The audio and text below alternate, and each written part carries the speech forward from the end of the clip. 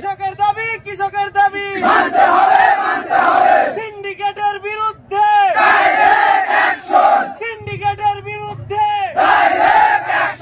কৃষকের দাবি কৃষকের দাবি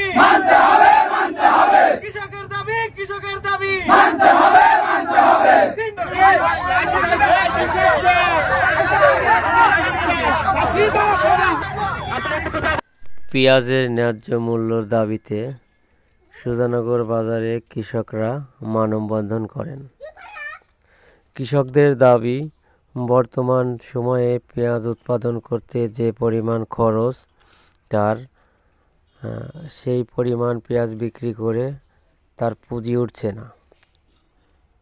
এর প্রতিবাদে কৃষকরা একজোট হয়ে মানববন্ধন করেন।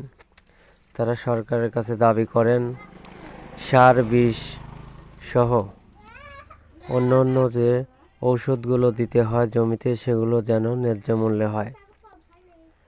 আর বর্তমান পেঁয়াজের বাজার 1000 থেকে 1200 টাকা, অথচ একটা কামলার দাম যাচ্ছে 800 টাকা।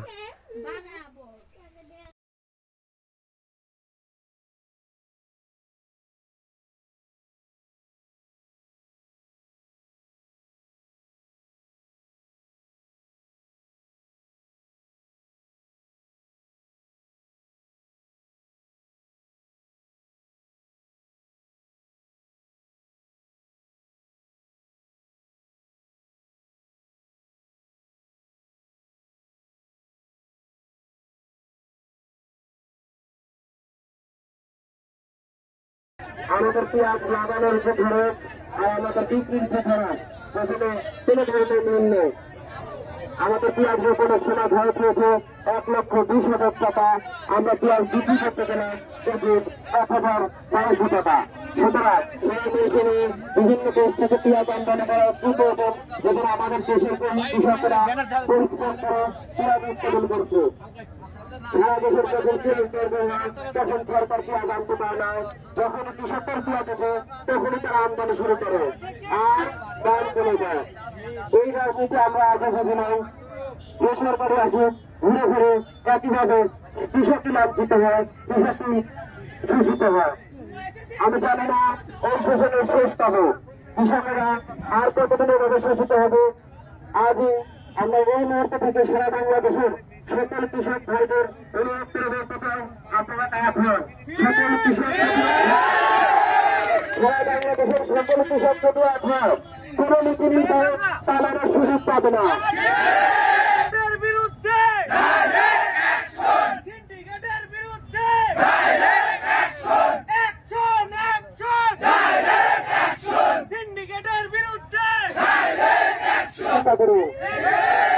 আমরা পেঁয়াজ বিক্রি করি 30 টাকা, তারা নাকি 60 টাকা করে খায়। তাহলে এই 30 টাকা কোথায় গেল? তাহলে এই সিন্ডিকেট দূর করতে হবে। আর আপনারা যদি সিন্ডিকেট ভাঙতে না পারেন তাহলে আমাদের দায়িত্ব দেন, সব সিন্ডিকেট ভাঙবে। আর একটা বিষয় আমি আমার একটা বলতে চাই, এখানে আমাদের মিডিয়া কর্মী ভাইয়েরা আছে, আমি তাদের মাধ্যমে সরকারকে একটা স্পষ্ট বার্তা দিতে চাই। আমি সরকারকে একটা স্পষ্ট বার্তা দিতে চাই। সেটা হচ্ছে এই ধরনের মৌসুমে আমি সরকারকে অনুরোধ করবো পেঁয়াজ আমদানি, আমি এই ধরনের মৌসুমে অনুরোধ করবো পেঁয়াজ আমদানি অন্তত 1 মাস থেকে 2 মাসের জন্য বন্ধ রাখা হোক। তা পেঁয়াজের উপর সরকার যে শুল্ক উঠিয়ে দিয়েছে সেই শুল্ক আবার চাপিয়ে দেওয়া হোক। কেন ব্যবসায়ীরা শুল্ক ছাড়া আমার দেশে পেঁয়াজ ঢুকাবে আর আমার কৃষকরা মরবে?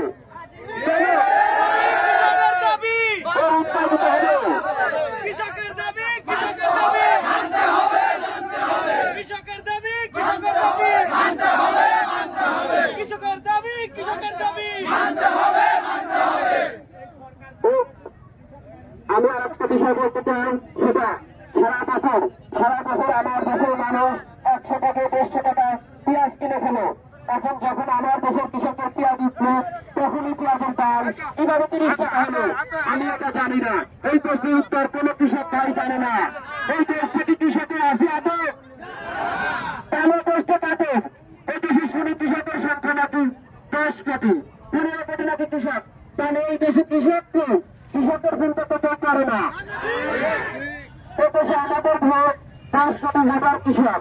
সুতরাং আর এমপি আমরা 300 কোটি এমপি জানাই। দাবি কৃষকের দাবি মানতে হবে, মানতে হবে। কৃষকের দাবি, কৃষকের দাবি মানতে হবে, মানতে হবে। সিন্ডিকেটের বিরুদ্ধে ডাইরেক্ট অ্যাকশন, সিন্ডিকেটের বিরুদ্ধে ডাইরেক্ট অ্যাকশন। কৃষকের দাবি, কৃষকের দাবি মানতে হবে, মানতে হবে। কৃষকের দাবি, কৃষকের দাবি মানতে হবে, মানতে হবে। সিন্ডিকেটের বিরুদ্ধে direct action, action, action, direct action. কৃষকের দাবি, কৃষকের দাবি মানতে হবে, মানতে হবে।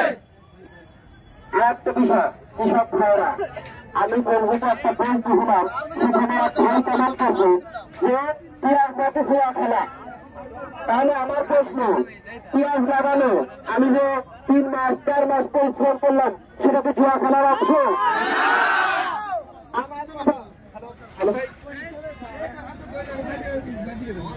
হ্যালো, আমার কথা, পেঁয়াজের দাম এমন না হোক যেন দেশের মানুষ তাদের খেতে কষ্ট হয়।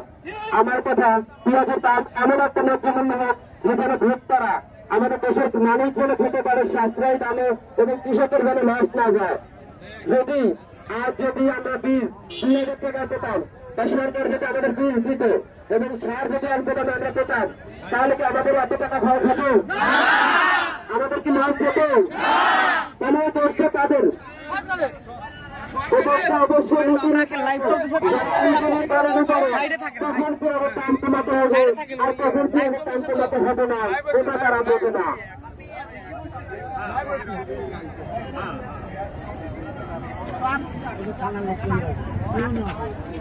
আসো আনার লোক